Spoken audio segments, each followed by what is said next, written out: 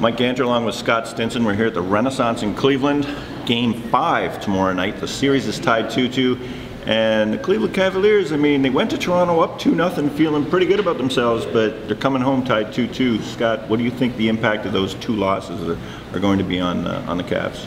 Well, the interesting thing is we're going to see, you know, this is really their first adversity in the postseason. They were 10-0 before they lost the first game, and it was like, okay, so they had a loss, but everyone kind of expected them to get right back on the saddle. And then now that they have 2 losses, series is tied. A lot of questions of whether this lineup that everyone kind of thought, well, they'd finally figured out they're playing as a 5-man unit now.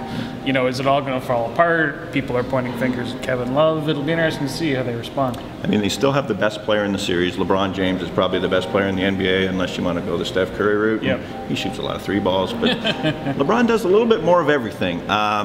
Do you think this is a series that the Raptors are still or can get at this point? Well, it all comes down really to Game 5, I think. If they can pull something out and sort of reverse what they were doing in those first couple of games in Cleveland, you know, it's that old thing about make or miss league. If they make their shots and Cleveland continues to shoot poorly, you know, Raptors pull out Game 5, then you have to like their chances of going back home. So I think it all comes down to, you know, really whether or not those shots go in tomorrow night. Yeah. And that'll be Game 5 tomorrow night, 8:30 tip in Cleveland. For Scott Stinson, I'm Mike Ganter, 4 Post Media.